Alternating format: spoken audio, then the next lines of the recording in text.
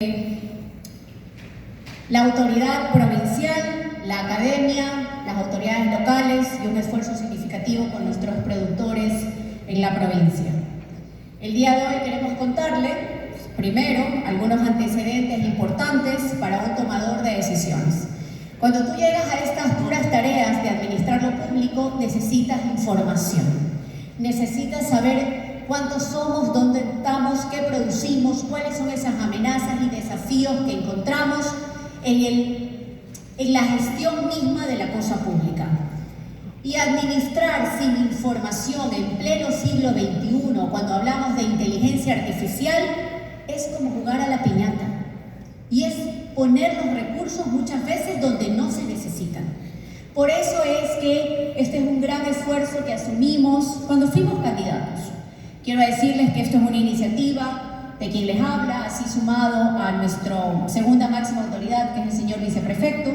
Decidimos que era importante que cuando lleguemos teníamos que tener información relevante, por supuesto, para dejarla para la construcción de nuestra planificación y el modelo de desarrollo de la provincia del Guayas.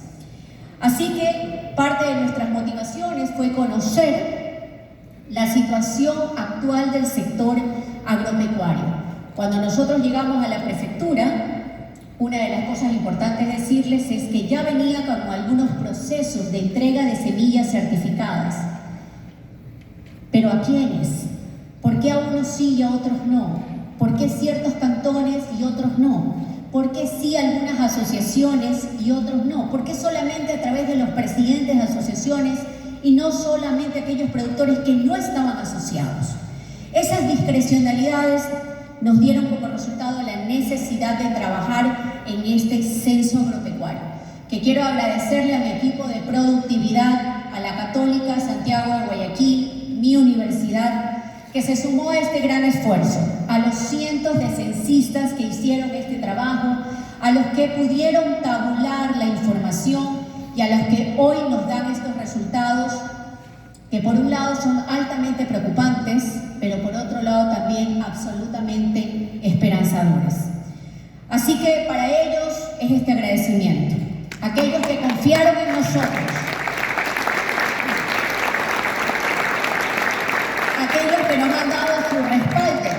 Y yo quiero invitar aquí al Ministerio de Agricultura, a quien a partir del mes de enero, una vez que tengamos un geoportal, acceder a esta información y motivar al gobierno central a que este mismo trabajo lo hagan el resto de prefecturas del país. Se puede hacer sin duda alguna, solo requiere de ganas, voluntad, mística de trabajo y profundo amor por nuestra tierra, que es lo que nos estamos demostrando el día de hoy. Obtener información confiable era una de nuestras prioridades. Evaluar si los actuales programas sirven o no sirven, impactan o no impactan, mejoran o no mejoran la calidad de vida de nuestros pequeños agricultores. Por eso hicimos este convenio con la Fundación Santiago de Guayaquil. Trabajaron aproximadamente 472 censistas en todo el territorio de nuestra provincia. Fue una inversión de $2.422.000 que nos pertenecen a los que habitamos en esta provincia. Recursos de los guayasenses que creemos que han sido ciertamente muy bien invertidos. ¿Cuánto fue el tiempo de ejecución? 7 meses. Así que en tiempo récord creo que lo hicimos y lo hicimos bien, con las mentes guayasenses y con el talento de nuestra gente. Precisión del censo, que es muy importante en la guía metodológica. La tasa de margen de error mínimo oscila entre el 1.55% y el 1.69%. Lo que consideramos, y técnicamente lo podrán así definir los especialistas, como una información precisa y con confiabilidad. Vamos a los datos, que es lo que nos interesa a todos y por los cuales estamos aquí. Por favor, póngame el mapa de la provincia. Vamos a desmitificar algunas verdades que teníamos o nos enseñaron que era la provincia del Guayas. Hemos encontrado 120.000 177 unidades productivas agropecuarias. Esto representa aproximadamente 766.000 hectáreas en producción. Lamentablemente, tener que decir del último libro que yo estudié cuando fui candidata, emitido por el Ministerio de Agricultura, se supone que nosotros a este año deberíamos tener aproximadamente un poco más de 1 millón de hectáreas productivas. Tenemos 766.000. ¿Qué quiere decir esto? Que nuestra frontera agrícola cada vez va disminuyendo y ponemos en riesgo la soberanía alimentaria de nuestra gente. Grave, sin duda alguna. También hemos encontrado 104.000 personas productoras. Ahora bien, cultivos principales de nuestra provincia. Primero, sin duda alguna, el arroz. Sigue siendo desafiante un cultivo que por supuesto se encuentra en la zona más baja de nuestra provincia, siendo los que reciben los impactos del cambio climático y cada vez más de las inundaciones que sufre nuestra provincia. Ustedes van a ver en el mapa, por supuesto, el color del cultivo y los cantones en los que principalmente se convierte su actividad productiva. Lo segundo, algunos dirán buenas noticias, prefecta, sorprendentemente el cacao desplaza al resto de cultivos. El cacao se vuelve el segundo cultivo más importante de la provincia del Guayas. ¿Con cuántas hectáreas? 142.000 hectáreas. La caña de azúcar en tercer lugar, el banano en cuarto, el maíz, cosa que debería ser muy grave y ojalá escuchen y estén aquí aquellos productores de balanceado. El maíz ya no es rentable para el sector agropecuario o al pequeño productor, porque sus costos de producción son tan altos que sus porcentajes de rentabilidad cada vez son menores. No les interesa sembrar maíz. Señores, tenemos que sembrar maíz. Así que tenemos que generar incentivos. Aquí sí, subsidios. No le tengamos miedo a la palabra. Subsidios verdaderamente dirigidos a quien lo requiere, que son los pequeños, y en el caso del maíz me parece que deberíamos también hablar de hasta medianos productores.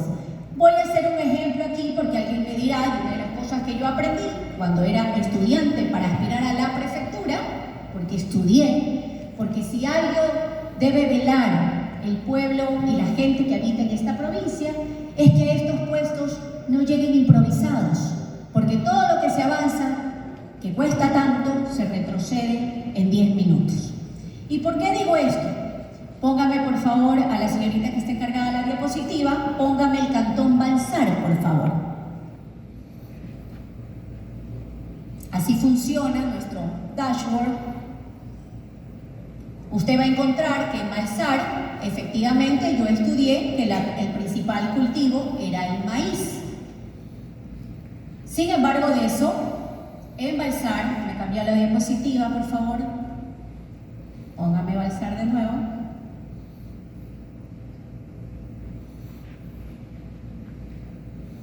No se ve muy bien, no sé por qué. ¿Se alcanzan a ver? ¿Más o menos? Bueno, esto va a estar disponible a partir del mes de enero y todos pueden acceder a esta información. ¿Qué quería demostrarles con el caso de Balsar? Efectivamente tenemos, ¿cuánto teníamos de maíz? ¿Me recuerdan? Ustedes ven ahí, no veo el dato. 27.000 hectáreas. Lo repiten, por favor, le ponen un micrófono a la señorita, porque no lo leo desde aquí. ¿Cuántas hectáreas tenemos de maíz? En Balsar. Principal cultivo era maíz. Ahora van a ver cuáles son. Efectivamente, tenemos 11.000 hectáreas de maíz. Ahora póngame la siguiente diapositiva. Ahora metámonos a Balsar y veamos cuál es su principal hoy producción. No es maíz, es teca. Hoy el número de hectáreas de teca supera al maíz.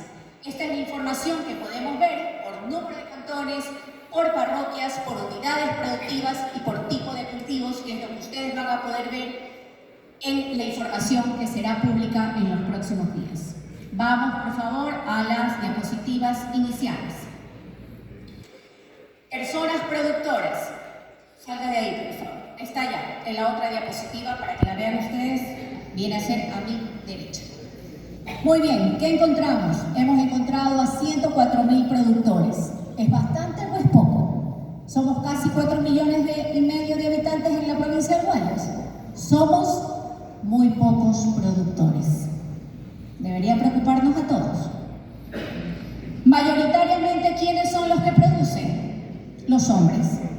Sin embargo, el poder femenino también se ha ampliado respecto de su actividad productiva. Tristemente, este es un dato que tengo que informar. La mayor parte de nuestros productores son mayores de 64 años.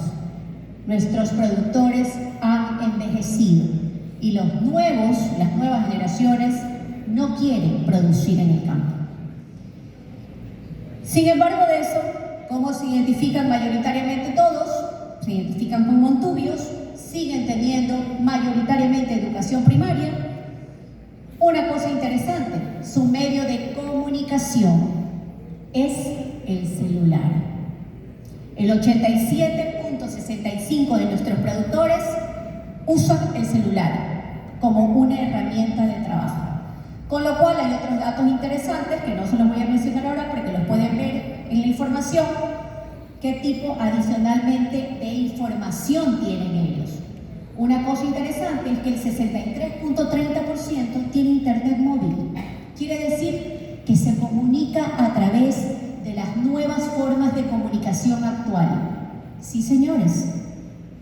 Algunos pensamos todavía en televisión, sí, se ven algunos canales de televisión, pero esto está en crecimiento. La forma de comunicarnos con ellos también es a través del internet, es a través de las redes sociales. Es un dato interesante también para comunicarnos, capacitarnos y acompañar a nuestro sector productivo. Otro tema que me parece interesante es mencionarles, tristemente sí, mayoritariamente ellos se quedan en educación primaria, no hay avance y esto debo reflejarlo porque nosotros tenemos un programa que se llama Bachillerato Acelerado y esta es la justificación por la cual invertimos en eso, porque nuestra gente en el agro, en los sectores rurales, en los quintiles más bajos de pobreza, no termina el bachillerato y superan ya la edad de 18 años. Así que vemos que la secundaria la alcanza mayoritariamente el 18.62% o estudiaron, porque luego podemos ver que solo el 10% alcanza el bachillerato. Cifras que deben preocuparnos sustantivamente a los guayasenses. Ahora bien, sigamos a la siguiente diapositiva, vamos a la de allá, superficie agrícola. ¿Qué hemos encontrado? Hemos encontrado que nuestras unidades productivas mayoritariamente corresponden a menos de 5 hectáreas. Ahí encontramos el 79.55% de la gente que produce. De 5 a 50, el 18%, y entre más de 50, que ya son los grandes, los 1.59. Alguien me dirá, perfecto, ¿y dónde sacó esa clasificación? Es la clasificación que nos da el ente rector de la política pública agrícola de nuestro país, el Ministerio de Agricultura. Así que tomamos esas referencias y así hemos realizado nuestro censo. Ahora, muy bien, en la superficie agrícola, ¿qué seguimos encontrando? Encontramos que el 23% de ellos es arroz. Y no quiere decir que la gente ha salido de la pobreza, siguen siendo pobres. El segundo cultivo, cacao, con un 18%, caña de azúcar que ha caído de manera importante, 8%, banano, 7.20%, y maíz, grave, una vez más vuelvo a insistir, solo el 6% de nuestra superficie produce maíz. Tenencia de la tierra, uno de los desafíos de nuestro censo. La gente tenía temor de decir qué pasaba con su tierra. Una de las cosas que tratamos de crear confianza con el equipo de censistas fue nosotros no íbamos a quitar nada, solo queríamos información. Y encontramos que entre dueños, herederos y otros tipos de formas de tenencia de la tierra, el 79% de ellos son, digámoslo así, propietarios. El 16% son arrendatarios y otros, digamos, son cualquier condición por fuera de la norma legal donde se tiene la tierra. Y otro dato que me parece interesante y relevante para la academia en este sentido es cuáles son las pérdidas de estas superficies agrícolas. Mayoritariamente no son las plagas, son las inundaciones, con lo cual el mapa hidrológico de la provincia es urgente e indispensable realizar, porque cada vez nuestra provincia de 25 cantones, 19 están en situación de vulnerabilidad, que quedan bajo el agua. Recintos enteros, parroquias enteras y en situación también de alerta algunos cantones de nuestra provincia. Estos son los riesgos. Causas de las pérdidas, el 81% son por inundaciones. Plagas, el 10%, sequía, no es menor, pero por supuesto también hay que pensar a largo aliento, el 2.57% de este cúmulo. Aquí son algunos de los datos donde ustedes ya pueden ver en temas de superficie por cantón, por parroquia y dónde ha sido la pérdida respecto del último invierno que tuvimos. Vamos a la siguiente diapositiva, por favor. Prácticas agrícolas. Gracias. Bueno, este dato debería asustarnos, pero sí, no les debería asustar, sino a generar conciencia y a invitar a los entes rectores a trabajar en equipo. Los niveles de riesgo en el uso de plaguicidas. En rojo encontramos el 4.51%, en amarillo el 38%, en azul el 23%, en verde el 28% y hay un porcentaje que no saben cómo clasificar sus riesgos de uso de plaguicidas, donde mayoritariamente le vamos a pedir a la señorita que nos ayude. Vamos a marcar un cantón en rojo, por favor, en el mapa.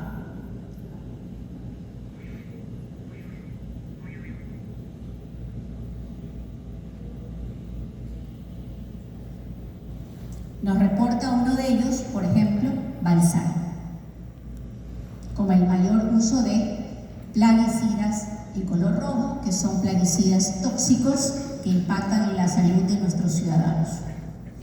Ahora bien, como ustedes ven, aparte de prácticas agrícolas, podemos desplazar inmediatamente la información y tenemos el análisis de uso de suelo. Una de las cosas que me llamó particularmente la atención es el mal manejo de los residuos agrícolas, el mal manejo de envases, fertilizantes, plaguicidas, medicamentos y tóxicos y otros que se llaman en la clasificación del Ministerio del Ambiente. Y quiero convocar aquí a las empresas que venden este tipo de productos.